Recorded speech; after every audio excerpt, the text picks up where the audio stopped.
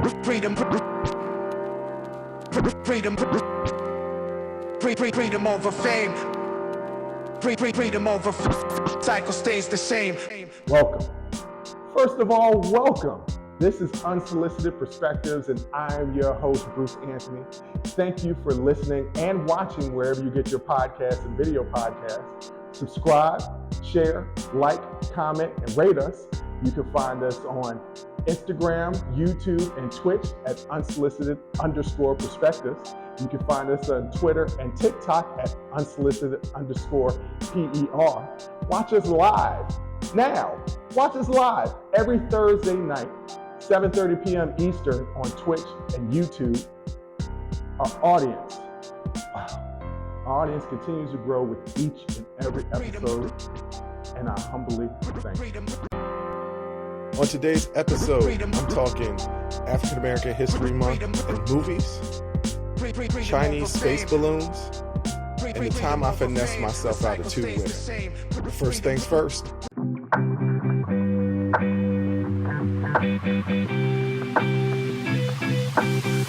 So me and my sister talked about Black History Month. And at the end of the last episode, I was talking about movies that you should go see, and I stand by going to see certain movies that are going to teach you the history of Black Americans in this country. Roots is a really good one. Selma, Rosewood, documentaries like Eyes on the Prize. These things are going to teach you about the history of Black people in this country from the Atlantic slave trade all the way down to the civil rights movement. But as I said that, on the last podcast, I started to think about what people would get from watching these movies. See, we as people tend to, if you're trying to be aware, say in your personal life, things aren't as bad as that person has it, right? Like, you can walk down the street and you can see a homeless person and say, well, at least I have a roof over my head. And that's true. For you, you have a roof over your head compared to that homeless person that they don't. So therefore, you're in a better situation in that standpoint. But that doesn't minimize whatever it is that you got going on in your life just because you're in a better situation than the next person, right? So in watching these movies going from slavery to the civil rights, where either we were enslaved or we literally couldn't go into use certain bathrooms or water fountains or certain schools and things of that nature. The benefit is you get a sense of history, right?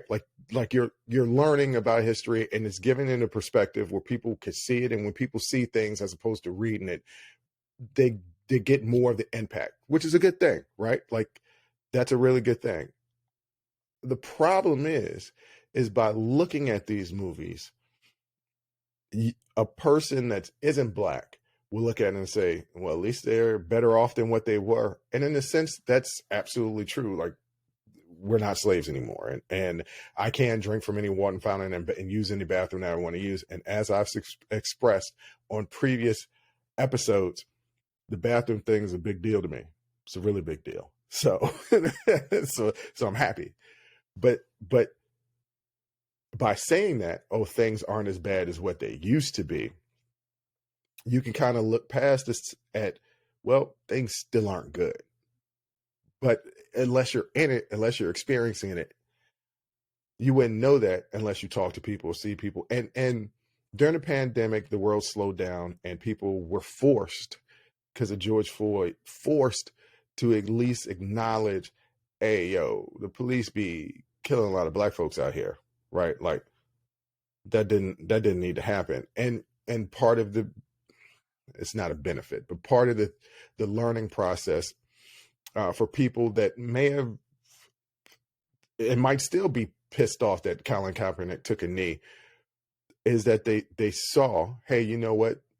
The cops aren't always right. Where maybe they defended the cops all the time, those Blue Lives Matter people. And some of them still will defend cops all the time and not see what cops are doing to Black folks. And that goes into the history of Black folks and the portrayal in cinema and on television and on radio. going back to the serials back in the day. I expressed it when I was talking to my sister, how the portrayal of Black people in these movies is always the criminal, right? Like it's always that person that's down that alley that you need to be fearful of. And if you don't have experience with Black people, those flyover states, people often talk about those flyover states, but what happens with those flyover states is people are really spread out, right? And you have whole communities who really don't go up around Black people, don't go up around other races, ethnicities, other religions, right? So the only way that you know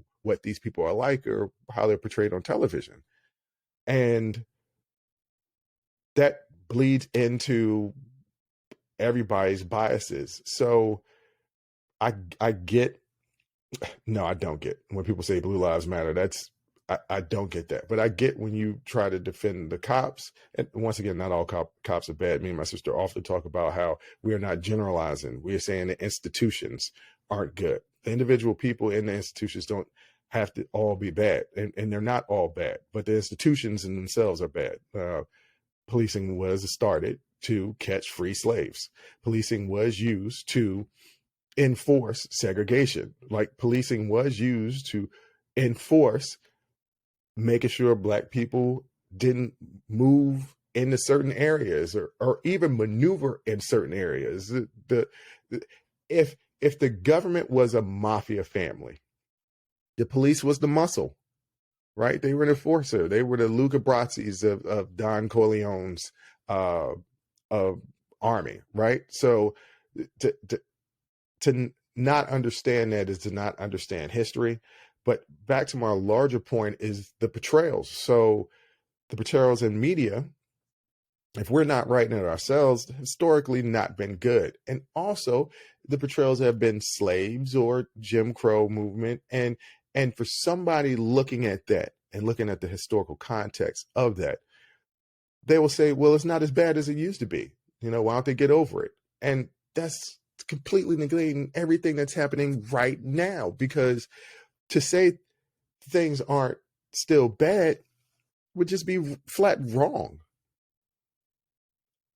And then once again, it goes back to my original analogy. Just because that person walking down the street looks at that homeless person and sees the fact that that homeless person has a roof over their head and that they are in a better position than they are than that homeless person, does not mean that that person that has the home still isn't going through his own stuff, still isn't going through something real.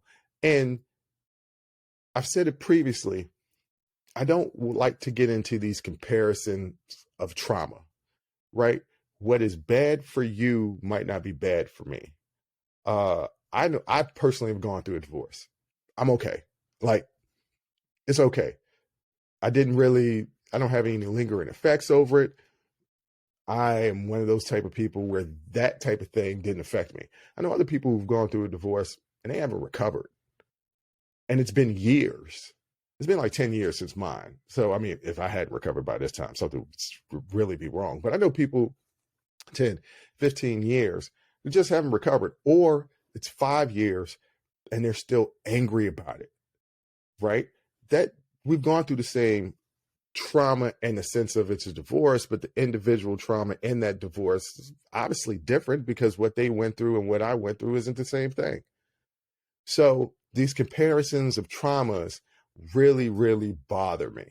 And I'm not going to get into it. So when I see I'm doing a little bit better than the next person, I'm appreciative of the fact that, yeah, I'm doing a little bit better than the next person. But that's still, I'm not going to brush off whatever I'm going through or whatever I'm dealing with as it's not important. It's still really, really important. And that goes back to my larger point. Just because we're not slaves anymore or living in segregation or all those types of things, that doesn't negate what we're actually going through now, because we're still going through hell. Now, the hell isn't what it used to be, but it's still hell. There's still plenty of Black people being killed by the cops on a daily basis. That's the truth. That's the truth. It's a problem. there's still a wage gap between black people and white people. There's still an equity gap between black people and white people. There are still large gaps. And if you can't understand that, understand it by this analogy. If we're running a race and I get a giant head start, let's say we're running a mile race, right? And we're running around a track. So you got to run around the track 4 times. And I get a 3-lap lead. How the hell are you going to compete with me in that race? You're not.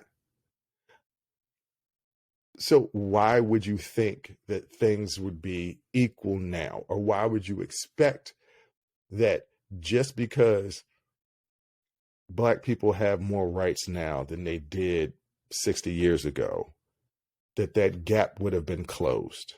It's not closed. There are generational head starts that people have over black people. And when we talk about history, especially Black History Month, you know, I bring up Tulsa and the massacre. I bring up the Ocoee massacre in Florida. I messed that all up, but I brought it up before. It's OCCOE or OCOEE. I think that's what it was. Look it up. It's in Florida, Rosewood in Florida. But there are numerous stories of black people after slavery given the opportunity, building these communities, thriving in these communities, and these communities being absolutely destroyed, and black people being run out of these communities, having to start over. It's consistently a situation, having to start over. When me and my sister talked about the Black and Asian relations and the fact that Koreans in the 60s were given rights to loans to start small businesses in the black neighborhoods, and the black people that lived in those neighborhoods were not eligible to have these loans. Once again, that's being held back from the race. So how would you expect black people to catch up? By just making things equal? No. I mean, eventually, hopefully, you catch up in the race, right? Eventually, hopefully, as generations pass, it's no longer a 3-lap lead. It's no longer a 2-lap lead. Maybe it's just a 1-lap lead. And maybe that person is so exceptional in racing that they can catch that person even if they got a lead. And we've done it. Like, there are absolutely instances where we have been held back, but we still did it. We had a black president, right? The fact of the matter is that black president was exceptional. So to say like anybody could do that is not the case, because it hadn't been done before. And I don't know when it's going to be done again, right? But that person is exceptional. Whatever ideas that you have about that person, and the person I'm talking about is obviously the former President Barack Obama. Whatever political differences that you have with that person, that you have to admit that person is exceptional to get to that point with everything that he grew up with, because he was actually born in Jim Crow, just like my parents. I tell people all the time, I'm the first generation of my family born with my rights. My parents weren't born with their rights. They were born in 57 and 58. 57 and 58. Civil Rights Act in 1967 didn't even pass till my mom was 10 years old. Voting Rights Act is 1967. Civil rights was 1965. But still, you see the point, right? And my mom's father was from South Carolina. So when she would go down to visit him as a little girl, guess what? The segregation.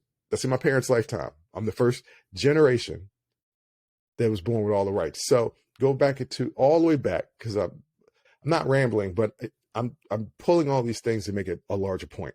The larger point is, during Black History Month, if you are going to watch these movies, which I suggest that you do, consistently learn true history about what has gone on in this country, because you didn't really learn it in school. I'm going to just tell you, being somebody who went to school to be an educator, I'm telling you, I've seen the curriculum. And I've seen the curriculum. I was at the University of Maryland student teaching in Maryland schools. I've seen the curriculum. Doesn't teach you all the history that you need to know. Just realize, as you are watching these movies and you are seeing, Oh, well, black people aren't in slavery anymore. Oh, black people have more rights now. Just realize the fight is still not over.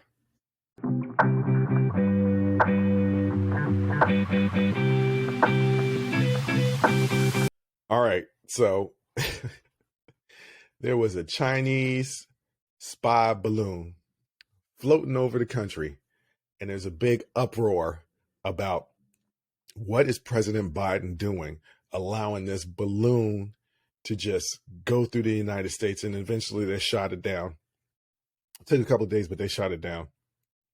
Then there's and as this is happening, as the balloon is floating, certain news organizations are going absolutely nuts.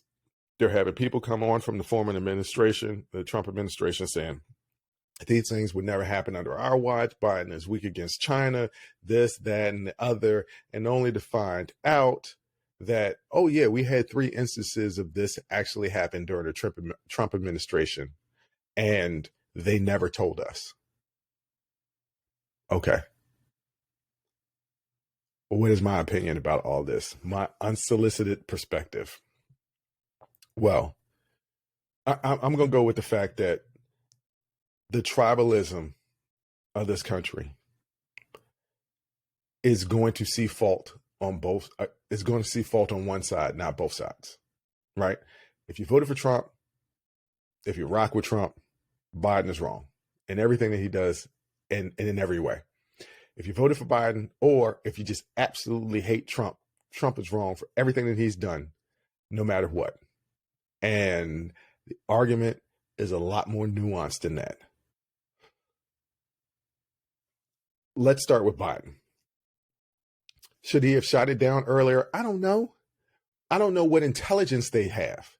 I don't know if they know what's actually in this balloon. What do you think? Is just one of those little red balloons that you go to the carnival or the amusement park and it's just filled with air and it's just, they don't know what it is. They don't know if they shoot it, if it's going to release a deadly gas, if it's going to release a deadly powder, if it's got a bomb in there. I'm sure they're trying to collect intelligence to find out what exactly is going on. And China was smart enough to realize that they're going to take a little while to figure out what's going on. We're going to attach some stuff and send it so we can spy. And that's how we're going to do. By the way, to get upset that a country is spying on us, like that's a given, right? Because we're spying on other countries. But that's neither here nor there. Let's just talk about Biden's response to it.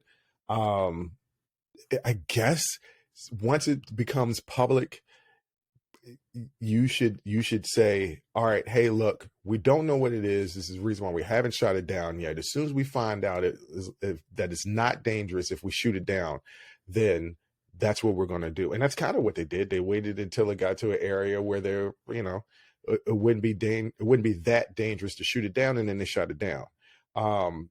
More information, right? If you give us more information, does that help? That leads me to Trump, right? Because he has a background of covering stuff up and I'm being super generous right now, extremely less than truthful. Our natural inclination is to be like, oh, he was absolutely hiding something and not giving us information. But kind of let's be honest with ourselves. A person can be intelligent. People are stupid. Sometimes we don't need to get all the information because a person can digest that, but people will not digest it well. So, for instance, I'm almost positive that we're not the only beings in the universe. I'm almost positive that we've had contact with other beings from other planets. I'm almost positive about that. And I'm also positive that the government should never tell us until they have to tell us, because if they did tell us, we would be hysterical. You don't think that you don't think that we would be hysterical? Go back throughout our history. We actually believed witches were real. And this was only like a few hundred years ago. Like there's some things that we do that's just, we're not that bright sometimes as people.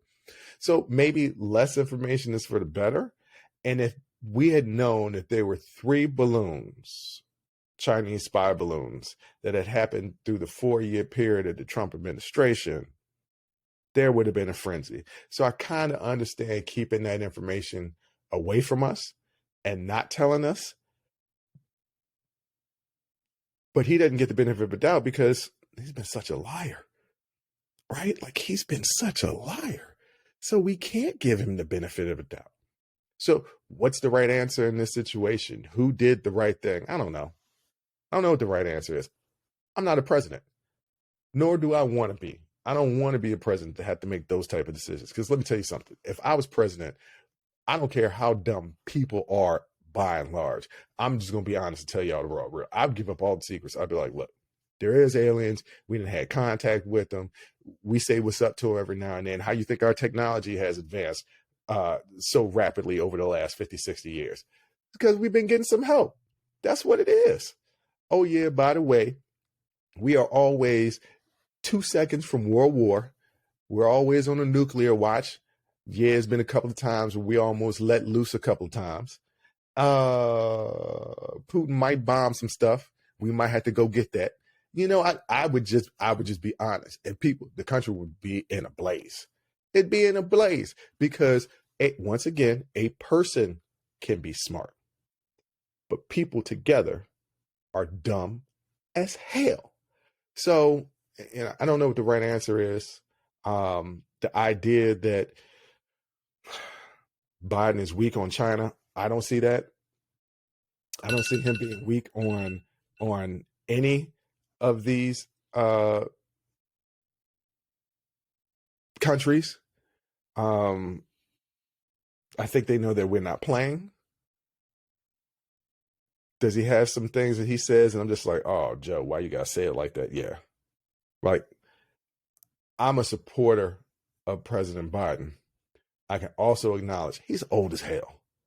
And like, both of them are old as hell. And I'm getting tired of our leaders being old as hell. Why don't we get some nice middle-aged young leaders? I mean, at least W, and at least when you go back to the presidents before these guys, right? You go back to Clinton, you go back to W, you go back to Barack. Like, they were all like, I mean, they weren't old is relative to the young kid. There's going to be some young kids out there. Gen Z is like 50 is old as hell. 55 is old as hell. It's not as old as 80, right? It's not that old. So people that jump on Biden for saying, and he has golfs, or I'm a person. I'm 42 years old, and let me tell you, my sister hates this word. I misspeak all the time. I mess up on words all the time. I say the wrong word all the time.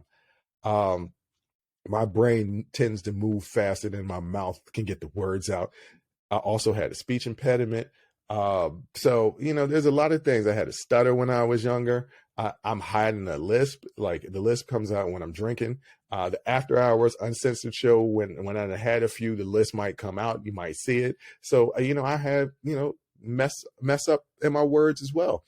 Trump is somebody who just doesn't speak intelligently, right? Like, that's his knock on him. Like, he says the same words over and over again. His adjectives are very elemental. And that's something that, people that support Biden or hate Trump will jump on. The fact of the matter is, the bigger, larger point is this tribal nature in America will lead to something that could be similar to a civil war without the actual military violence, right? But to tear the fabric of this country, because people are dug in on their particular sides and not really understanding there's nuance that goes along with absolutely everything. And I want you to pay attention to the narrative and who's pushing the narrative. I want you to pay attention to certain news organizations that push certain narratives. And I know what everybody out there thinks that I'm saying. So I'm going to be clear in what I'm saying. It's not just Fox News, right? And I'm not just talking about Newsmax or one. I'm not talking about the right-wing conservative news organizations. I'm talking left as well. I'm talking news organizations. Pay attention to the narrative that you're getting, because they're giving you a narrative to paint something in your mind, right? I will ask each and every person out there, where are you getting your information? If you're getting your information from one source, or if you're getting your information from a bunch of sources, but the sources are pretty much the same. In other words, if you're getting your information from Fox, Newsmax, and what is it, OWN or whatever, if you're getting your information from that and nothing else, you're getting one perspective. If you're getting your information from MSNBC, and what's another left leaning, and they used to say CNN was left leaning, but I always thought CNN played closer to the middle, maybe lean more conservative. But I think there's been some shakeups there, and they're leaning more and more conservative, more conservative than MSNBC, but still not as conservative as Fox, and nowhere close to Newsmax and all those other people. I can't even think of another left-leaning news organization. Kind of stays with MSNBC, but you have publications, right? New York Post, New York Times, Washington Post, Washington Times, and all that in between. They come from different perspectives. Get the story from all perspectives, right? And then form your opinion. But go into all those perspectives with an open mind. If you go in with an open mind and you're digesting multiple perspectives of the same subject, you can legitimately come to your own personal opinion on the matter. If you're open-minded. If you're not open-minded and you're closed-minded, and you're going into it basically like, this is what I believe, you got to prove me wrong. Well, good luck with that, because most people are so egotistical that they don't feel that they're wrong. Most people don't want to admit that they're wrong. So even when they're wrong, they're still going to say that they're right, no matter how much evidence is thrown in their face. We've seen it throughout history. We've seen it in court cases where the evidence clearly shows one thing or the other, and the jury has made up their mind, and it doesn't matter what the evidence is, they're going to make a decision based on that. We do that in our everyday lives, and I'm not getting on my high horse and saying that I don't do the same things. In a way, I'm a major hypocrite. I talk about canceling R. Kelly. I talk about canceling Charles Weinstein. I talk about canceling Louis C.K. I still have not watched that Michael Jackson documentary about from his two accusers, right? And I can openly admit why that is. And if you can admit it to yourself, that's a step in the right direction. I don't want to feel uncomfortable about liking Michael Jackson. Trump supporters don't want to feel uncomfortable about voting for Trump, so to defend him. Or they'll say he did some good things. Okay. People that support Biden will support him no matter what, because they don't want to feel uncomfortable. People won't talk about race or religion or all that stuff because they don't want to be uncomfortable. My goddaughter asked me one time, talking about my divorce, right? My goddaughter asked me one time, I moved back into the first apartment complex that me and my ex were living in when we were going through our engagement leading to the marriage. We split up. I moved to a different part of the city, and then I moved back to this apartment community.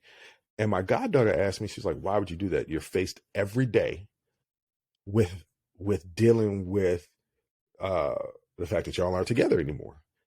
And I said, sometimes you got to put yourself in the fire to heal. Sometimes you have to be uncomfortable to learn. And like I said, I am going to make a promise on this show. I promise that I'm going to watch that documentary about Michael Jackson. I'm going to go into it open-minded, trying to watch it without bias, and really learn about what happened. And I'm going to come back and report it on the show and talk about what I've learned and how that all affected me. because I can't come on this show talking to you guys about what you should be doing in your everyday lives if I'm unwilling to do the same thing. So I'm going to do it. Let's all do it together. Let's take something that we're uncomfortable with, go and read about it, learn about it, watch it with an open mind, open heart, and really try to learn. Lean into that discomfort. Let's try to do it with all things. Let's try to look at this situation with the Chinese spy balloons, not with the tribalism, and just look at it for what it is. Chinese spying on us, just like we're spying on them. And there are other countries spying on us, just like we're spying on them. You got to expect that, right? How we respond to it is key. I don't know what the right answer is. Do you?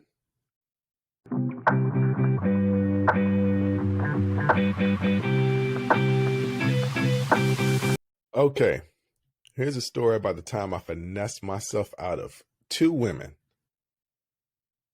This is a painful one. Not really. I think it's funny. Well, not funny. I think it's interesting. So let me get into it. I'm in high school. It's my senior year. The names of these people are going to remain nameless, but let's just say, let's just give them names. So there's 2 girls. Let's just give them names of Teresa and Mary. And I had a friend named Brian, right? So Teresa and Mary and Brian, all part of the story.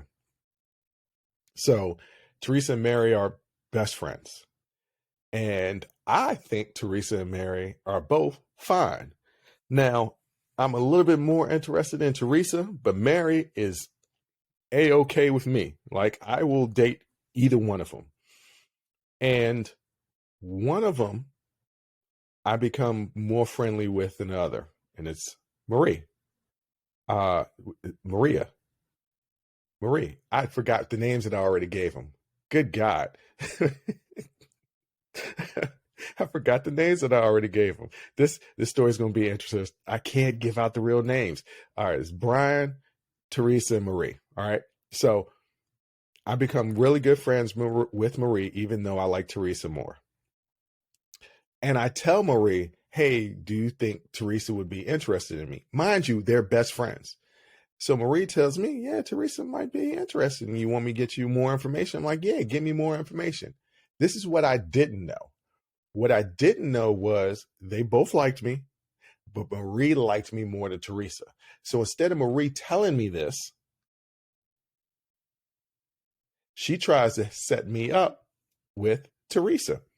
The whole time, Brian is on the outside looking in. Now, let me tell you about my relationship with my friend Brian. I don't like him. All right. Yes, he's my friend, but I don't like him. I don't like him because I don't trust him. I do not trust this person.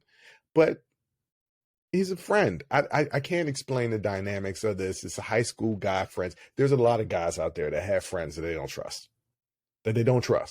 But that there's some element, there's some characteristic about them that they find cool and that they want to hang out with. For me, what was that characteristic about Brian that was cool that I wanted to hang out with him?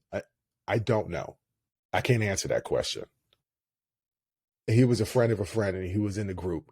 So that's what it was. That's what it was.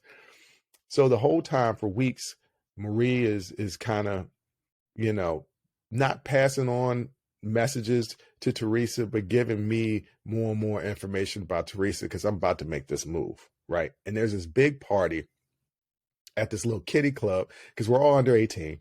This was a big party at this little kiddie club, and Maria was like, "Go ahead and make your move on Teresa that night."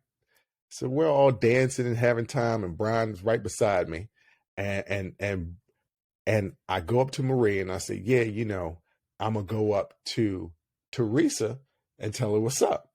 She's like, "Okay." So I go up to Teresa and tell her what's up. And Teresa was like, "I think you're great. But Marie really, really likes you. And I can't do that to my friend." I say, "What? What the hell are you talking about? This is the first of my knowledge. I've been talking to her for weeks. We've been cooling and chilling, and during lunch been giving me game to get close to you. And the whole time she's feeling me and didn't say anything. Why didn't she say anything to me? She was like, I don't know. Maybe she thought that you just like me more, but like I can't do that to my girl. So like I can't hang out with you like that. As I'm walking to Marie, Brian passes me and he goes and starts to dance with Teresa. Because they kind of know each other, right? Like when we're in high school, we all know each other. And I go up to Marie and I'm like, Marie, like, why didn't you tell me that you like me? I like you too. Now it's coming off as she's second place. And she is. She is second place. But had I known that she liked me, all right, if they both liked me equally and I had my choice, it would have been Teresa. But if I knew that Teresa would never date me because Marie liked me more than Teresa, then I would have went with Marie because I would have dated them both. And fact of the matter is, now as I'm telling this story, and I'm going back in time, I'm hanging out with Marie. I'm already attracted to her. I already said that I like her, but I'm hanging out with her for weeks on end trying to get the inside track with Teresa. And I'm having fun with Marie. So the whole time it's like one of those high school movies, right? Like, I don't know if they still make it today, but back in the day, like Can't Hardly Wait and all that was a TV show. But you know what I'm talking about, where there's this awakening and the guy was like, no, I really, really liked you. Yes, that's kind of what I went through. The only problem is that Marie wasn't feeling it now because she was like, no, you wanted to go after my friend. You didn't want to go after me. I'm not interested anymore.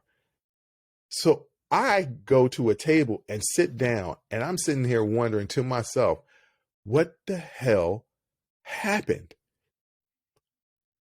So I'm sitting down. I'm kind of depressed because I done finessed myself out of two girls that I actually like. And I look over to the dance floor, and Brian is dancing with both of them. And I'm like, did this punk kind of set me up? Because he knew that I liked both of them. It was his idea for me to go after Teresa. Now that I'm telling this story, Brian is a punk. Yo, I like him even less now. He's a punk. I like him even less now. He set me up. And that's the reason why I don't rock with him. Still don't rock with him to today. Matter of fact, now if I see him on the street, I might give him a 2-piece because now, in retrospect, I'm realizing that behind the scenes, he was the one playing puppet master and screwing everything up. And I think he ended up dating her. He was king of smashing all the chicks. So I think he may have smashed one of them. I think he played me out and he smashed one of them where I would have treated him nice because I wasn't a cheater back then. I would have treated him nice and been good to him. And you know what? They never got over it because I saw Marie years later. She was working at Macy's or something, like a store like that. And I was in there buying clothes and I was like, hey girl, what's up? How you doing? Blah, blah, blah. And she was not having it. But what's crazy is somewhere after that point, I think before the school year let out, she did say, hey, let's get together. And we just didn't get together. I don't know what it was, but I was excited because I had a crush on both of them. I liked one more. Actually, this is a theme throughout my life. Now I'm about to give y'all a sneak peek into my life. This is a theme throughout my life. In absolutely every situation that I've had a dating scenario, there has always been a choice between two women. Always. It's always been a choice of two women. And I always choose the wrong one.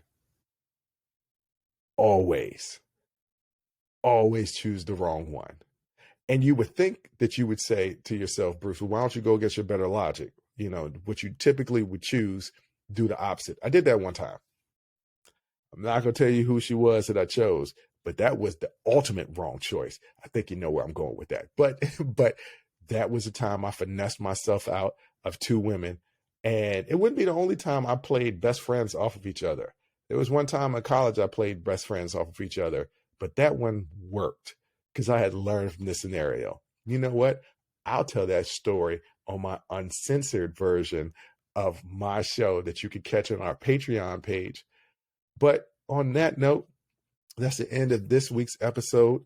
of just me. I know that this is the first time this season where it's just been just me. And there was some stuff that I wanted to get off my chest about Black History Month and the balloon that I didn't want tied to any other interviews. I'm really cognizant of when I do these interviews to really not have too much of a before and after, because I don't want, even if I put the disclaimer up of these are my views, these aren't my guest views, I still don't want my guests ever being tied to whatever thing that I may say that may or may not be controversial, may come off as controversial. So I had some stuff that I wanted to say, and I'm not attaching any interviews to this. But don't worry, there'll be interviews next week. We're coming back with that. But if you enjoy this show and you enjoy just me and you want to hear me being raw, real, uncensored, where I can cuss and everything and tell you the true X-rated, not triple X, because my mom be listening, but the true X-rated versions of my stories, you need to jump on our Patreon page, because me and my sister do an uncensored show once a week, and I do my own uncensored show once a week. It's like 4 hours of content per month for only $5. Click the link in our bios to get all the information. But until next time, I'm a holla. Thank you for listening to Unsolicited Perspectives with Bruce Anthony. Please subscribe, like, comment, share, and donate. Donations help us keep giving you this free content each and every week. Until next time, out of 5,000. Peace. The cycle stays the same. Freedom over fame. Freedom over fame.